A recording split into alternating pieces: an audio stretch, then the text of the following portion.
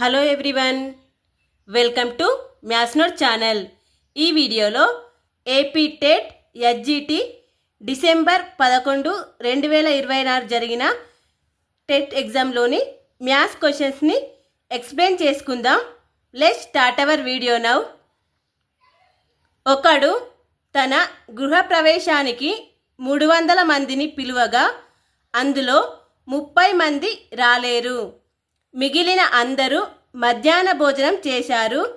భోజనం ఖర్చు ఒక్కొక్కరికి రూపాయలు 270 కాగా అతని వద్ద రూపాయలు 40,000 రొక్కం ఉన్నచో అతని పొదుపు ఖాతా నుండి ఎంత తేవలసి ఉంటుంది అని అడిగారు.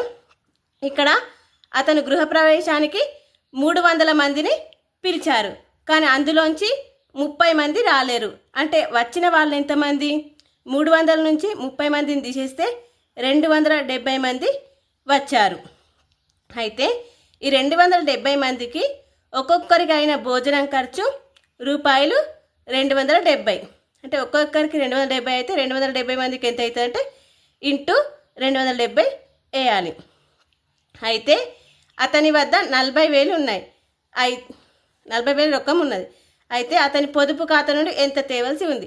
ఫస్ట్ ఈ 270 మందికి ఒక్కొక్క ప్లేట్కి 270 అయితే 270 మందికి ఎంత అయిందో చూద్దాం. అలా లెక్కియాలంటే 270 ఇంటూ 270 చేస్తే ఇక 072,900 72,900 వచ్చింది. అయితే అతని దగ్గర 40,000 మాత్రమే ఉన్నాయి. అయితే అతని పొదుపు ఖాతా నుండి ఇంకెంత తేవాలి? ఇక్కడ ఖర్చు ఎంత అయింది? 72,900 అయింది. అందులోంచి అతని దగ్గర ఉన్నాయి 40,000. అయితే మిగిలిన ఎంత కావాలి అంటే ఇక్కడ 72,900 నుండి 40,000ని మైనస్ చేద్దాం. మైనస్ చేస్తే మనకు ఎంత వస్తుందంటే 32,900 వస్తుంది. అంటే అతని పొదుపు ఖాతా నుండి ఇంకా 32,900 రూపాయలని తీసుకురావాలి. ఇది డి ఆప్షన్ కరెక్ట్. 53,127 యొక్క అంకమూలం 45,639 యొక్క అంకమూలం సమానమైన 53,127 ప్లస్ 45,639 యొక్క అంకమూలం ఎంత అని అడిగారు. ఇక్కడ అంకమూలం అంటే ఒక సంఖ్యలోని అంకెల మొత్తం ప్లస్ చేస్తే వచ్చినది అది అంకమూలం అవుతుంది. ఇక్కడ ఫస్ట్ దీని యొక్క అంకమూలం చూద్దాం. 5 ప్లస్ 3 ప్లస్ 1 ప్లస్ 2 ప్లస్ 7 చేస్తే 5 ప్లస్ 3 8, 8 ప్లస్ 1 9, 9 ప్లస్ 2 11, 11 ప్లస్ 7 18 వచ్చింది. ఈ 18ని మళ్ళీ ప్లస్ చేస్తే 9 వచ్చింది. అంకమూలం అంటే యూనిట్ డిజిట్ అన్నట్టు 9. మరి దీని అంకమూలం ఇది అంకమూలం సమానం అంటున్నారు. ఒకసారి ఇది కూడా చెక్ చేద్దాం. 4 plus 5 plus 6 plus 3 plus 9, 4 plus 5 9, 9 plus 9 18, 18 plus 9 27, అంటే 2 ప్లస్ 7 27. ఇక్కడ 2 ప్లస్ 7 అంటే 9. ఇవి రెండు అంకమూలాలు సమానం. అయితే నెక్స్ట్ ఇవి రెండుతో ప్లస్ చేస్తే వాటి యొక్క అంకమూలం ఎంత అడుగుతున్నారు. ఇక మళ్ళీ 9 ప్లస్ 9 చేయాలి. అంటే దీని యొక్క అంకమూలం 9, దీని యొక్క అంకమూలం 9. కాబట్టి ఇవి రెండుతో ప్లస్ చేస్తే 18 వస్తుంది. మళ్ళీ ఇవి ప్లస్ చేస్తే 9 వస్తుంది. ఇక్కడ అంకమూలం అంటే యూనిట్ డిజిటే కాబట్టి ఇక్కడ చివరిగా మనకు వచ్చింది 9. కాబట్టి అంకమూలం ఎంత వస్తుంది? ఆప్షన్ డి 9 అనేది కరెక్ట్ ఆన్సర్ అవుతుంది. ఎన్ని 10,000 100 మిలియన్లకు సమానం? ఫస్ట్ ఇక్కడ మనం 100 మిలియన్లు రాసుకుందాం. 1, 10, 100, 1000, 10,000, 100,000, మిలియన్, 10 మిలియన్లు, 100 మిలియన్లు. ఈ 100 మిలియన్ల నుంచి 10,000 తీసేద్దాం. 1, 10, 100, 1000, 10,000. ఈ 10,000 తీసేస్తే మనకు 100,000 మన 10,000 అంటే ఇవి మనకు వచ్చినాయి అన్నట్టు. అంటే ఇక్కడ మనకు ఆప్షన్ ఏమొచ్చింది? ఇది వచ్చింది. 10,000 100,000కి 10,000 10,000కి 100 మిలియన్లకు సమానం అవుతుంది. ఒక బాలుడు ఒక పుస్తకంలో 1వ రోజున 2/5వ భాగం, 2వ రోజున 1/7వ భాగం చదివాడు. అయితే ఆ పుస్తకాన్ని పూర్తి చేయడానికి చదవవలసిన భాగం ఎంత అని అడిగారు. 1వ రోజు 2/5 భాగం చదివాడు. అలాగే 2వ రోజు 1/7 భాగం చదివాడు. తర్వాత మిగిలిన భాగం ఎంత అంటే అది x అనుకుందాం. మొత్తం పుస్తకం అంటే 1 అవుతుంది. ఇక్కడ మనం భాగం అన్నాడు కాబట్టి భిన్నాలలో మనం మొత్తంని ఎప్పుడు కూడా 1 అనుకుంటాం. ఇప్పుడు మనకు చదవవలసిన భాగం x ఎంతనో అడిగిండు. ఫస్ట్ ఇవి రెండు చేద్దాం. రెంట్లో ప్రెస్ చేస్తే వీటి యొక్క కాసాగు 35 అవుతుంది. అంటే ఇంటూ చేస్తే 35 అవుతుంది. 7 2 జా 14, 5 1 జా 5 ప్లస్ x = 1. మనకు x కావాలి కాబట్టి xని ఇలాగే ఉంచి 1 మైనస్ వీటిని ఇటువైపు తీసుకెళ్దాం. 14 ప్లస్ 5 అంటే 19/35. ఇప్పుడు x = 35 1 జా 35 మైనస్ 19/35. ఇప్పుడు మనకి x = 35 మైనస్ 19 16 వస్తుంది. 16/35. ఇక్కడ ఆప్షన్స్లలో ఫస్ట్ ఆప్షన్ 16/35 అనేది కరెక్ట్ ఆన్సర్ అవుతుంది. ఒక తరగతిలో 25 మంది పిల్లలలో 15 మంది బాలికలు అయినా ఆ తరగతిలో బాలుర శాతం ఎంత అని అడిగారు. ఇక్కడ మొత్తం విద్యార్థులు 25 మంది, అందులోంచి 15 మంది బాలికలు. అయితే బాలుర సంఖ్య మనకు అర్థమైపోయింది. బాలుర సంఖ్య 10 అవుతుంది. అయితే శాతం ఎంత అని అడుగుతున్నారు. ఇక్కడ 10, మొత్తం బాలురు 10 మంది, అందులో మొత్తం బాలురు ప్లస్ బాలికలు తరగతిలోని విద్యార్థులు మొత్తం 25. అయితే శాతం తీయాలి. దీనికి శాతం తీస్తే ఇక్కడ క్యాన్సిల్ వేస్తే 25 1 జా 25 4 జా 10 × 4 40%. 40% మంది బాలురు ఉన్నారు. ఇక్కడ ఆప్షన్ 2 అనేది కరెక్ట్ ఆన్సర్ అవుతుంది. ఒక స్కూటర్ను 60,000 రూపాయలకు కొన్నారు.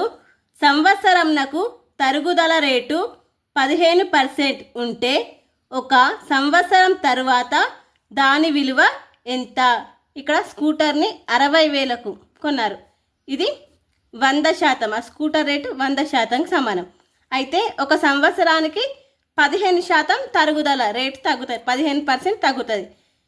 తర్వాత అయ్యే విలువ ఎంత వీళ్ళు అంటే 15% తగ్గింది 100% అంటే ఇప్పుడు ఎంత మిగులుతుంది అంటే 85% అన్నట్టు.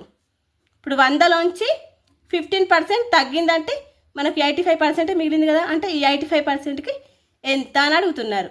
ఇక్కడ 60,000 అనేది 100% అయితే 85% ఎంత? ఇప్పుడు ప్రజెంట్ ఎంత అని అడుగుతున్నారు. దీన్ని మనం క్రాస్ మల్టిఫై చేయాలి. 85 × 60,000/100. ఇక మనం 2 zeros క్యాన్సల్. ఇక మనకు 85 × 6 చేద్దాం.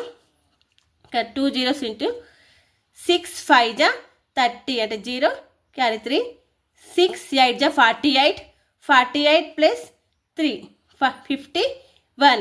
ఇక్కడ ఆప్షన్ 2 51,000 అనేది కరెక్ట్ ఆన్సర్ అవుతుంది. 85 అంటే ఒక సంవత్సరం తర్వాత ఆ స్కూటర్ యొక్క విలువ 51,000కు సమానం. 10 మంది మనుషులు ఒక పనిని 15 రోజులలో పూర్తి చేయగలరు. కానీ 4 ఆ పనిని ప్రారంభంలోనే వదిలి వెళ్ళిన మిగిలిన వారు ఎన్ని రోజులలో ఆ పనిని చేయగలరు? 10 మంది కలిసి ఒక పనిని 15 రోజులలో చేస్తారట. అయితే అందులోంచి 4 ఫస్ట్లోనే వదిలేసి వెళ్ళిపోయిండ్రు. అంటే ఇప్పుడు మిగిలిన వాళ్ళు ఎంతమంది? 6 మిగులుతారు. 6 ఎన్ని రోజులలో చేయగలరు? ఇక్కడ మనుషులు తగ్గినప్పుడు పని చేసేది కూడా పెరుగుతుంది. కాబట్టి ఇది విలోమానుపాతంలో ఉంది. విలోమానుపాతంలో ఉంటే ఇవి రెంట్ల నింటి చేయాలా, ఇవి రెంట్ల నింటి చేయాలా అంటే 10 × 15 = 6 × x. ఇక్కడ వీటి మనం క్యాన్సల్ వేసుకుంటే 3 2 జా 6 3 5 జా 15 2 1 జా 2 5 జా 5 5 జా 25 అంటే x = 25 అవుతుంది. 6 కలిసి 25 రోజులలో పనిని పూర్తి చేయగలరు. ఇక్కడ వీటి విలువ తగ్గినప్పుడు వీటి విలువ కూడా తగ్గితే ఇవి రెండింటిని క్రాస్ మల్టిప్లై చేయాలి. కానీ ఇది తగ్గినప్పుడు ఇది పెరిగిందనుకో వీటిని ఇవి రెంట్లని ఇంటూ చేయాలన్నట్టు. ఇవి రెంట్లని ఇంటూ చేయాలి. ఇవి ఫస్ట్ అనులోమానుపాతంలో ఉన్నాయో విలోమానుపాతంలో ఉన్నాయో తెలుసుకోవాలి. ఒక బుట్టలో ఉన్న ఆపిల్, నారింజ మరియు మామిడి పండ్ల నిష్పత్తి 5:3:2 అయినా ఆ బుట్టలో ఆపిల్ పండ్ల శాతం ఎంత అని అడిగారు. ఇక్కడ మొత్తం 3 రకాల పండ్లు ఉన్నాయి. ఆ 3 రకాల పండ్లు శాతాలు ఇచ్చారు. వాటి మొత్తం కలిపితే మనకు 10 వస్తుంది. అయితే ఇక్కడ మనకు స్పెషల్గా ఆపిల్ పండ్ల శాతం అడిగారు. ఇక్కడ ఆపిల్ పండ్ల నిష్పత్తి 5. అయితే ఆపిల్ పండ్ల నిష్పత్తి 5 బై మొత్తం పండ్ల నిష్పత్తి, మొత్తం పండ్లు 3 రకాల పండ్లు కలిపితే ఎంత అవుతుంది? 5 + 3 + 2 అంటే 10 అవుతుంది. ఇంటూ మనకి శాతం అన్నారు కాబట్టి 100. ఇక 10 జా అంటే 5 × 10 50. ఇక్కడ యాపిల్ పండ్లు ఎంత శాతం ఉన్నాయంటే 50% ఉన్నాయి. ఇక్కడ మనకు చూడగానే తెలిసిపోతుంది. యాపిల్ 50%, నారింజ 30%, మామిడి 20% ఉన్నాయని వాటిని డైరెక్ట్ లెక్క చేయకుండా కూడా చెప్పేస్తుంది. ఒక వ్యక్తి ఒక రోజు నిద్రలో గడుపు కాలంనకు సంబంధించిన సెక్టర్ కోణం పై చిత్రంలో 120 డిగ్రీస్ అయితే ఆ వ్యక్తి నిద్రలో గడుపు కాలం, ఒక వ్యక్తి ఒక రోజులో 24 గంటల్లో అతను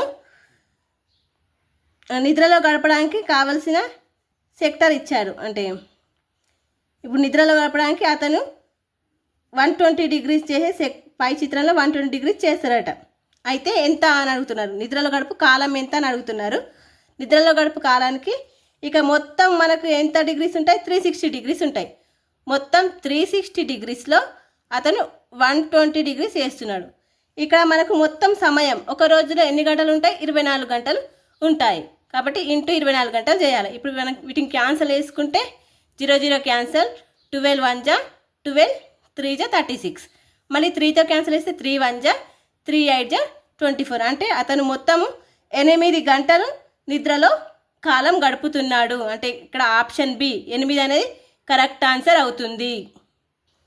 ఒక బండిని నడిపే వ్యక్తి సమవేగంతో ప్రయాణిస్తూ 5 నిమిషాలలో 1 కిలోమీటర్లో 2/3 వంతు దూరం ప్రయాణించగలుగుతున్నాడు.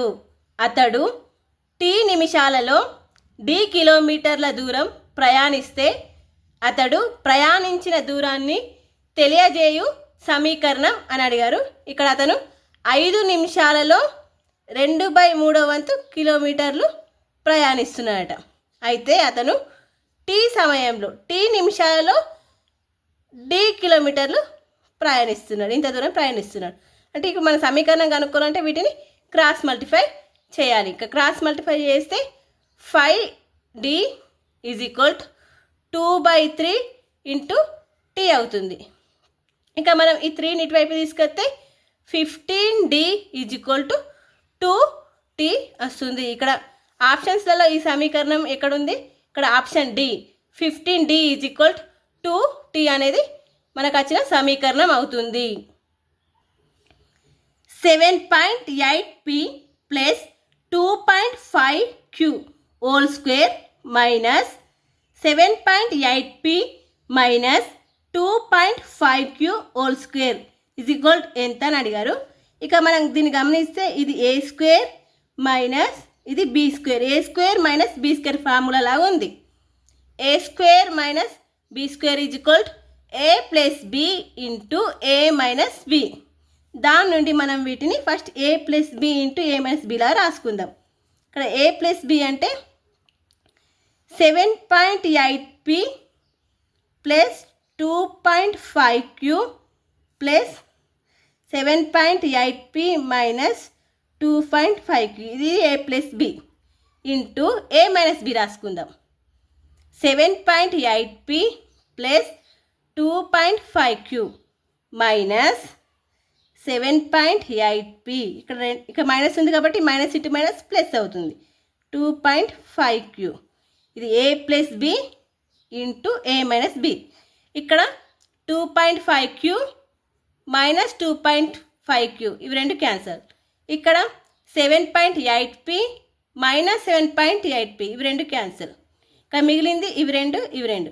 ఫస్ట్ ఇవి రెండులను ప్లస్ చేస్తే 7.8P 7 ప్లస్ 7.8P వేస్తే మనకు వచ్చేది 15.6P ఇంటూ మళ్ళీ ఇది ఇందులో మిగిలిన ఇవి రెండు 2.5Q ప్లస్ 2.5Q అంటే 5Q. 2.5 ప్లస్ 2.5 అంటే 5 వస్తుంది. ఇప్పుడు వీటిని కూడా ఇంటూ చేస్తే 5 6 జా 30.3 మిగిలితే 5 5 జా 25 ప్లస్ 3 28 టు 5 1 జా 5 7 78 మళ్ళీ PQ ఈజ్ ఈక్వల్ 78 PQ అనేది ఆన్సర్ అవుతుంది. ఇక్కడ ఆప్షన్స్లలో ఆప్షన్ సి 78 PQ అనేది కరెక్ట్ ఆన్సర్ అవుతుంది. 2x³ plus x² minus 2x minus 1ను x ప్లస్ 1 చే భాగించగా వచ్చు శేషం అని అడిగారు. ఇక్కడ భాగించగా అని అడిగారు కాబట్టి శేషం అడుగుతున్నారు కాబట్టి భాగాహారమే వేద్దాం. 2x³ plus x² minus 2x minus 1ని x ప్లస్ 1తో భాగాహారం చేద్దాం. ఇక్కడ భాగాహారం చేయాలంటే ఇక్కడ x ఉంది, ఇక మనకు 2x³ ఉంది. ఇంకా దేంతో భాగాహారం చేస్తే ఇది వస్తుందో చూద్దాం. 2 ఇంటూ x²తో గుణాకారం చేస్తేనే ఇది వస్తుంది. x ఇంటూ 2 ఇంటూ x² అంటే 2x³ వస్తుంది. మళ్ళీ 1 ఇంటూ 2x² అంటే ప్లస్ 2x². ఇక్కడ దీన్ని ఇక్కడ మైనస్ చేస్తే ఇవి రెండు క్యాన్సిల్ అయితే ఇది మైనస్ x² వస్తుంది. మళ్ళీ నెక్స్ట్ ఇది రాసుకుంటే మైనస్ 2x రాసుకుందాం. ఇప్పుడు x ఉంది, ఇక్కడ x² ఉంది. మళ్ళీ దేంతో ఇంటూ చేయాలంటే మైనస్ xతో ఇంటూ చేస్తేనే మైనస్ x² వస్తుంది. x ఇంటూ మైనస్ x² అంటే minus x². 1 into minus x అంటే మైనస్ x. దీన్ని మళ్ళీ ప్లస్ చేస్తే గుర్తులు చేంజ్ చేసుకుంటే ఇవి రెండు క్యాన్సిల్ అవుతాయి. ఇక మళ్ళీ మిగిలింది మైనస్ x. ఇప్పుడు లాస్ట్కి మైనస్ 1. మళ్ళీ x ఉంది, ఇక్కడ మైనస్ x ఉంది. ఇంకా మైనస్ 1తో గుణాకారం చేద్దాం. x into minus 1 minus x plus 1 into minus 1 minus 1. ఇక్కడ మనకు మిగిలింది శేషం 0 వచ్చేసింది. ఇక్కడ అంటే ఇక శేషం ఎంత? Option C 0. 5 మీటర్ల పొడవు మరియు 4 మీటర్ల వెడల్పు ఉన్న భూమిలో 1 మీటర్ భుజము గల 5 చదరపు ఫ్లవర్ బెడ్లను త్రవ్వబడ్డాయి. మిగిలిన భూమి యొక్క వైశాల్యం ఎంత? ఇక్కడ ఒక భూమి ఉంది. ఈ భూమి 5 మీటర్ల పొడవు 4 మీటర్ల వెడల్పు ఉందట.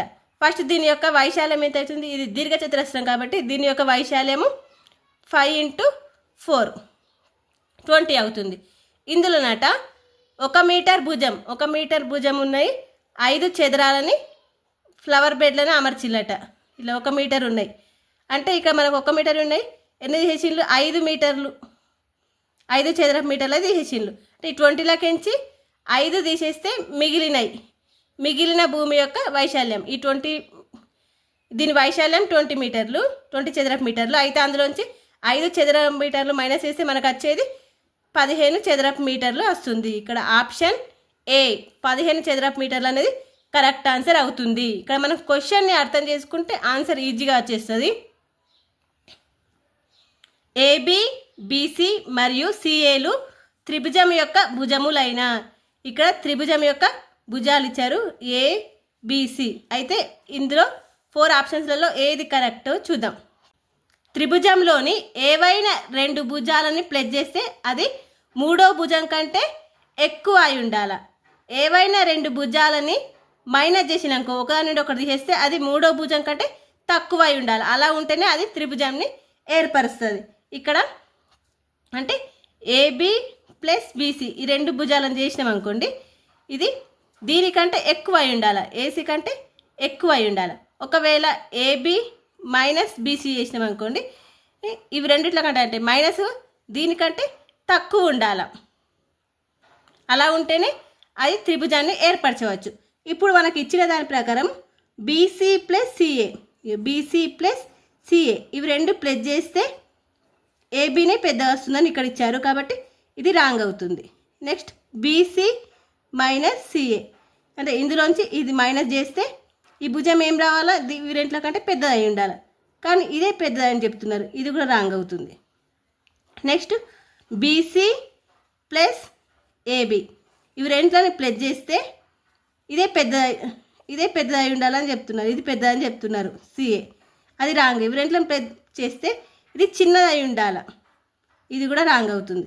నెక్స్ట్ ఏబి ప్లస్ బీసీ, ఇవి రెంట్లను ప్లస్ చేస్తే ఇవే పెద్దది అయి ఉండాలి, ఇది చిన్నది అయి ఉండాలి సిఏ, అంతే కదా.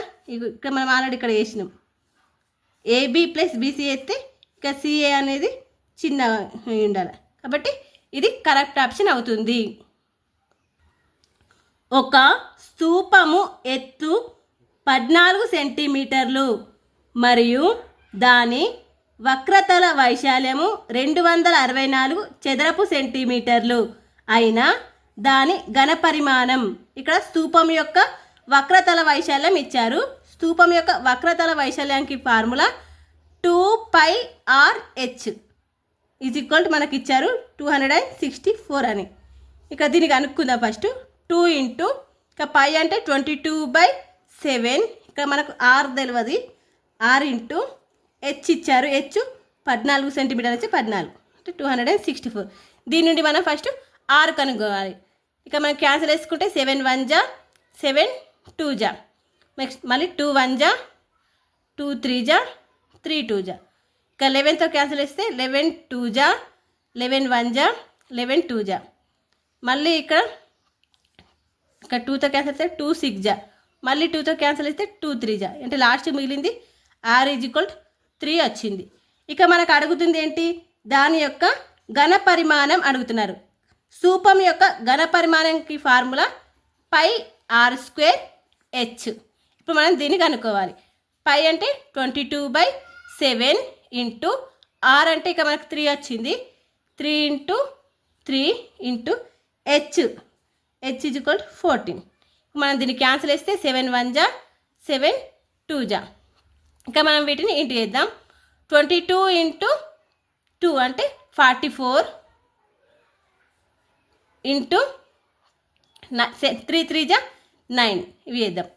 9 4 జా 36, 6 క్యారీ 3, మళ్ళీ 9 4 జా 36 ప్లస్ 3 39, 396 అనేది కరెక్ట్ ఆన్సర్ అవుతుంది. ఇక్కడ ఆప్షన్స్లో ఆప్షన్ బి 396 అనేది కరెక్ట్ ఆన్సర్ అవుతుంది. సంఖ్యారేఖపై 5/8 అనే భిన్నం క్రింది ఏ జత భిన్నాల మధ్య ఉన్నట్టు గుర్తించవచ్చు. 5/8 అనేది వేటి మధ్య ఉంటుందో అడుగుతున్నారు. ఇక్కడ ఆప్షన్స్ చూసుకుంటే ప్రతి దాంట్లో కూడా ఇక్కడ హారాలు అనేవి 16 32 16 32 16 32 16 32నే ఉన్నాయి కదా.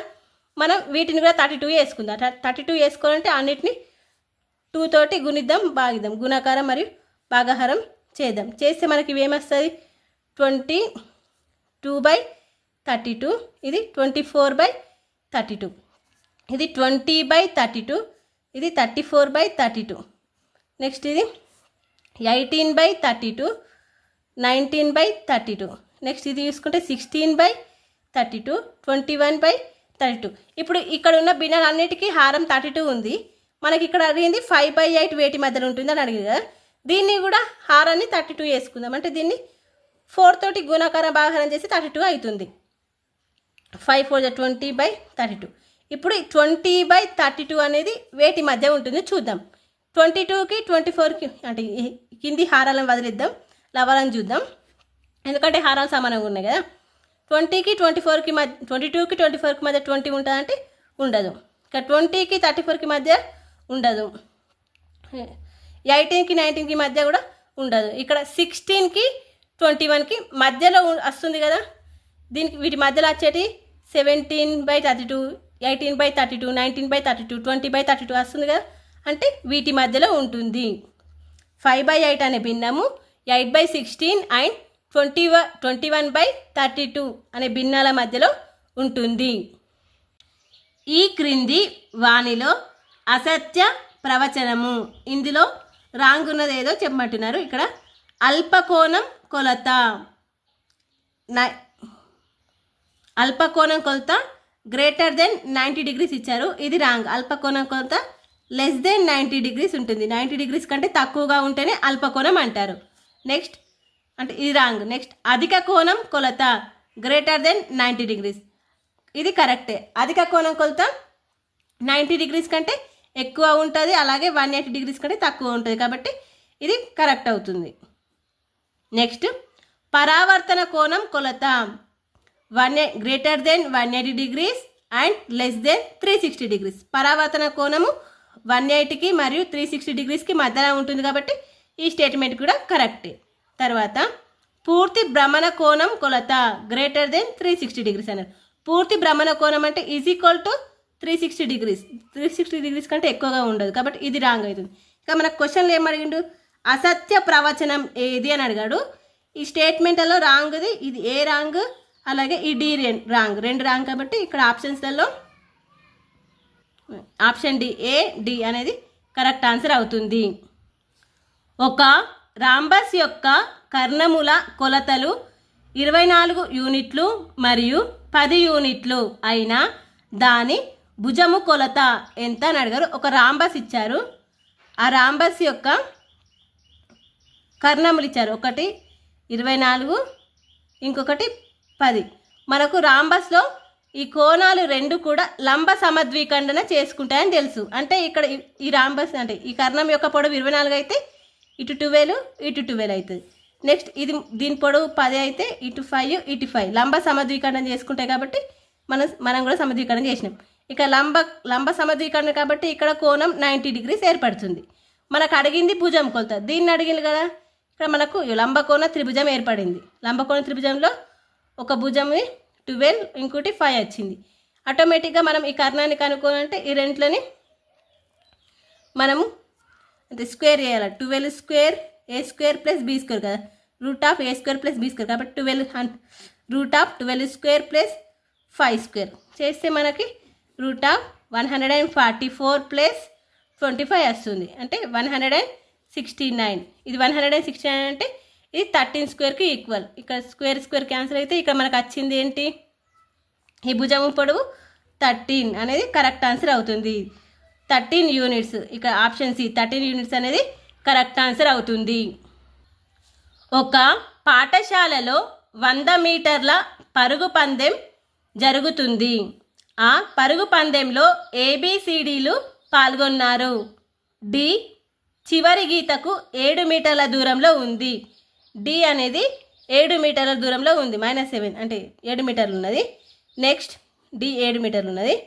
నెక్స్ట్ బి డి కంటే 5 మీటర్ల వెనుక ఉంది. బి అనేది డి కంటే 5 మీటర్లు, డి 7 మీటర్ల దూరంలో ఉంది, దీనికంటే ఇంకా 5 మీటర్లు దూరంలో అంటే వెనుక ఉంది. వెనుక ఉంది అంటే ఎన్ని మీటర్లు, 12 మీటర్లు వెనుక ఉంది. అయితే సి డీకు 10 మీటర్ల వెనుక ఉంది. సి అట ఈ డీకి 10 మీటర్ల వెనుక, డీనే 7 మీటర్లు అంటే దానికంటే వెనుక 10 మీటర్ల వెనుక ఉందట, అంటే సి 17 మీటర్ల దూరంలో ఉంది. అయితే మరియు ఏ బి కంటే 9 మీటర్ల వెనుక ఉన్నాడు. ఏ అట బి కంటే, బి 12 మీటర్ల దూరంలో ఉన్నాడు కదా, బి కంటే 9 మీటర్లు వెనుక అంటే ఇంకా 12కి ఇంకా వెనుక, బి ఏమో 12 మీటర్ల దూరంలో ఉన్నాడు, బి కంటే 9 మీటర్ల వెనుక అంటే 21 మీటర్లు అవుతుంది. ఏ చివరి గీతను చేరడానికి ఇంకా ఎంత దూరం పరిగెత్తాలి. ఏ ఎంత దూరంలో ఉన్నాడంటే 21 మీటర్ల దూరంలో ఉన్నాడు, కాబట్టి ఇంకా 21 మీటర్ల దూరం పరిగెత్తాలి. ఇక్కడ ఆప్షన్ బి 21 మీటర్ల దూరంలో ఉన్నాడు అనేది కరెక్ట్ ఆన్సర్ అవుతుంది. ఒక వ్యక్తి ఒక వారంలో సగటున 7 గంటల 45 నిమిషాలు నిద్రిస్తాడు మరియు 6 రోజుల పాటు నిద్రించే సగటు సమయం 7 గంటల 30 నిమిషాలు. అయితే మిగిలిన రోజున నిద్రించే సమయం ఎంత అని అడిగారు. ఇక్కడ అతని వారం రోజుల పాటు నిద్రించేది అంటే 7 గంటల 45 నిమిషాలు, ఇది వారానికి. ఇది సగటు అంటే రాశుల మొత్తం బై రాశుల సంఖ్య కాదు, ఇది మనకు మొత్తం ఎంతో తెలియదు. నెక్స్ట్ 6 రోజులకు అంటే ఈ 7 రోజుల నుంచి 6 రోజులు మైనస్ చేద్దాం. ఈ 7 రోజులు మొత్తం తెలుసుకోవాలంటే ఇంటూ వేయాలి. 7.45 ఇంటూ 7 ఇది 7 రోజులు. ఈ 7 రోజులకించి మైనస్ ఆ ఒక్క రోజు ఎంత కూడా మనకు తెలియదు, అది ఎక్స్. 7 రోజుల మొత్తము మైనస్ ఆ ఒక్క రోజు చేస్తే ఈ 6 రోజుల మొత్తం వస్తుంది బై అంటే రాశుల సంఖ్య 6 రోజులు ఈజ్ ఈక్వల్ మనకి ఇచ్చాడు ఇక్కడ 6 రోజుల సగటు 7 గంటల 30 నిమిషాలు అని ఇచ్చాడు. ఇంకా మనం ఇది చేసుకుంటే 7 గంటల 45 నిమిషాలు into 7 minus X is equal to 7 గంటల 30 నిమిషాలు ఇంటూ 6. దీని నుండి మనం ఎక్స్ ఈజ్ ఈక్వల్ టు ఈ ఎక్స్ని తీసుకుందాం. ఎక్స్ ఈజ్ ఈక్వల్ టు 7 గంటల 45 నిమిషాలు ఇంటూ 7 మైనస్ 7 గంటల 30 నిమిషాలు ఇంటూ 6. ఇక మనం దీన్ని 7 గంటల 45 నిమిషాలని ఇట్లా రాసుకుందాం. 7 గంటల 30 నిమిషాలు ఇంటూ 7 గంటల 30 నిమిషాలు ఇంటూ 6గా రాసుకుందాం. ఇవి 6 ఇది ఒకటి కలిపితే 7 అవుతుంది కదా. మళ్ళీ మనం 30 నిమిషాలు రాసుకున్నాం, ఇక 15 నిమిషాలు కూడా ఉంది కదా, మళ్ళీ ఇవి కూడా రాసుకుందాం. ఇంటూ 15 నిమిషాలు ఇంటూ 7 మైనస్ 7 గంటల 30 నిమిషాలు ఇంటూ 6. ఇప్పుడు ఇవి రెండు మైనస్ అవుతాయి, క్యాన్సిల్ అవుతాయి. ఇంకా మనకు మిగిలింది ఏమి 7 గంటల 30 నిమిషాలు ఇంటూ ఇవి నిమిషాలు 15 ఇంటూ 7 105 నిమిషాలు. 105 నిమిషాలు అంటే వీటిని ప్లస్ చేస్తే ఎంత వస్తుంది? ఇందులోంచి 105ని నిమిషాలలో రాసుకుంటే 60 ప్లస్ 45 మినిట్స్ వస్తుంది. కాబట్టి ఈ 60 అంటే 1 గంట యాడ్ చేద్దాం. అంటే ఈ 7:30కి 1 గంట యాడ్ చేస్తే 8 అవుతుంది. మళ్ళీ ఈ 30కి ఇందులోంచి 30 యాడ్ చేస్తే 9 అవుతుంది. 9 గంటల 15 నిమిషాలు అనేది అతను ఆ ఒక్కరోజు నిద్రించే సమయం అవుతుంది. ఇక్కడ ఆప్షన్ సి 9 గంటల 15 నిమిషాలు అనేది కరెక్ట్ ఆన్సర్ అవుతుంది. ఒక వైరును 10 సెంటీమీటర్లు భుజముగా గల చతురస్రాకారంగా వంచినారు. అదే వైరును 12 సెంటీమీటర్లు పొడవుగా గల దీర్ఘచతురస్రాకారంగా వంచినప్పుడు దాని వెడల్పు ఎంత? ఇప్పుడు ఒక వైరుని తీసుకున్నారు, ఆ వైరుని 10 సెంటీమీటర్లు భుజం గల చతురస్రంగా వంచారట. మళ్ళీ అదే వైరుని అంతే పొడవున వైరుని తీసుకొని మళ్ళీ దాన్ని దీర్ఘచతురస్రంగా వంచినారు. 12 సెంటీమీటర్ల పొడవున దీర్ఘచతురస్రంగా వంచినారు. అంటే దీన్ని బట్టి మనకు ఏమర్థమవుతుంది? ఇక్కడ చతురస్రము మరియు దీర్ఘచతురస్రం యొక్క చుట్టుకొలతలు సమానం అవుతాయి. ఎందుకంటే ఒకటే వైరుని సేమ్ వైరుని చతురస్రంగా మరియు దీర్ఘచతురస్రంగా వంచినారు కాబట్టి రెండు సమానం అవుతాయి. చతురస్రం చుట్టుకొలత ఈజ్వల్ టు దీర్ఘచతురస్రం యొక్క చుట్టుకొలత అవుతుంది. దీని నుండి మనకు 4 ఇంటూ మనకు ఏ ఇచ్చారు, చతురస్రం యొక్క భుజం 10 అని ఇచ్చారు. ఇక 2 ఇంటూ ఇక మనకు పొడవు ఇచ్చారు 12 అని, వెడల్పుని కనుక్కోమన్నారు. దీని నుండి మనం 4 10 జా ఫస్ట్ క్యాన్సిల్ వేసుకుందాం. 2 1 జా 2 2 జా ఇక 20 is equal to 12 plus B అయింది. B is equal to 20 minus 12 అంటే 8 సెంటీమీటర్లు అవుతుంది. దీర్ఘచతురస్రం యొక్క వెడల్పు ఆప్షన్ సి 8 సెంటీమీటర్లు అనేది కరెక్ట్ ఆన్సర్ అవుతుంది. ఒక 4 అంకెల పరిపూర్ణ వర్గంలో మొదటి 2 అంకెల సంఖ్య మరియు చివరి 2 అంకెల సంఖ్యను వేరువేరుగా తీసుకుంటే అవి కూడా పరిపూర్ణ వర్గాలు అవుతాయి అయినా ఆ సంఖ్య అని అడిగారు. ఇక్కడ పరిపూర్ణ వర్గం ఏదైనా ఒక పరిపూర్ణ వర్గంలో ఫస్ట్ 2 నెంబర్లు అలాగే చివరి 2 నెంబర్లు కూడా పరిపూర్ణ వర్గాలు అవుతాయట. ఇక్కడ ఆప్షన్స్లలో చూసుకుంటే అన్నిట్లలో కూడా ఫస్ట్ సెకండ్ నెంబర్లు సెకండ్ నెంబర్లు కూడా పర్ఫెక్ట్ వర్గాలే ఉన్నాయి. చూడండి 16 ఇది 4 స్క్వేర్ అవుతుంది, ఇది 9 స్క్వేర్, ఇది 7 స్క్వేర్, ఇది 5 స్క్వేర్, ఇది 8 స్క్వేర్, ఇది 9 స్క్వేర్, ఇది 6 స్క్వేర్, ఇది 5 స్క్వేర్. అయితే ఫస్ట్ ఇది మనకు తెలిసిపోయింది, అంటే మొదటి 2 అంకెలు మరియు చివరి 2 అంకెలు పర్ఫెక్ట్ స్క్వేర్ అని. అయితే ఇందులో పర్ఫెక్ట్ స్క్వేర్ అవునో కదా చూద్దాం. ఇంకా మనకు లాస్ట్కి 5 ఉన్నాయి, అంటే ఇవి 5 స్క్వేర్లు, ఏదో ఒక 5 స్క్వేర్లు అవుతాయి. అంటే 25 స్క్వేర్, 35 స్క్వేర్, ఇలా 45 స్క్వేర్ ఇట్లా అవి ఉంటాయి మనకు. అంటే ఇట్లా 5 స్క్వేర్తో అయ్యేది నెంబర్లు ఉంటే 25 ఉంటే ఇది 5 స్క్వేర్ అవుతుంది. అయితే దాని ముందున్న 2 సంఖ్యలు కూడా రెండు వరుస సంఖ్యల లబ్ధం అయి ఉంటేనే మనకు అది పర్ఫెక్ట్ స్క్వేర్ అవుతుంది. ఇప్పుడు చూడండి, ఒకటి 15 ఉంది. 15 స్క్వేర్ అంటే ఫస్ట్ 25 వస్తుంది. ఇది 1 రెండు వరుస సంఖ్యలు అంటే 1 × 2 2 స్క్వేర్ 225. ఇప్పుడు 25 ఉన్నది అనుకోండి, ఈ 25 కామన్గా వస్తుంది. రెండు వరుస సంఖ్యలు ఇప్పుడు 2 ఉన్నది, దాని తర్వాత వచ్చి 3 2 3 = 6 ఇట్లా. 35 స్క్వేర్ ఉన్నది అనుకోండి, 25 మళ్ళీ 3 ఉందిగా 3 4 = 12 ఇట్లా ఉంటే ఇది పర్ఫెక్ట్ స్క్వేర్ అవుతుంది. ఇప్పుడు ఈ 49ని ఏవైనా రెండు వరుస సంఖ్యల లబ్ధంగా రాయొచ్చా అంటే రాయరాదు, కాబట్టి ఇది పర్ఫెక్ట్ స్క్వేర్ కాదు.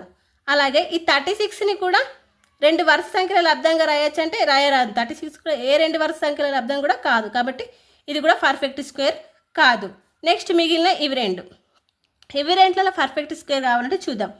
ఫస్ట్ ఇది 1600 అంటే ఇది 40 స్క్వేర్కి దగ్గరగా ఉంటుంది. 40 స్క్వేర్ అంటే 1600. నెక్స్ట్ వచ్చేది 41 దగ్గర ఉంది కదా 81, కాబట్టి 41 స్క్వేర్ అవుతుందో కదా చూద్దాం. 41 స్క్వేర్ ఇంకా 1 41 4 1 = 4 4 = 16 4 1 = 4 కదా 4 1 = 4 1 8 16 ఇది 41 స్క్వేర్ కరెక్ట్ అని తెలిసిపోయింది. ఇది పర్ఫెక్ట్ స్క్వేర్. మీకు గనక ఈ వీడియో నచ్చి ఉంటే లైక్ చేయండి, అలాగే మీ ఫ్రెండ్స్కి షేర్ చేయండి. ఇంకా ఏ టాపిక్స్ పైన వీడియో కావాలనో కామెంట్ చేయండి. Thank you for watching.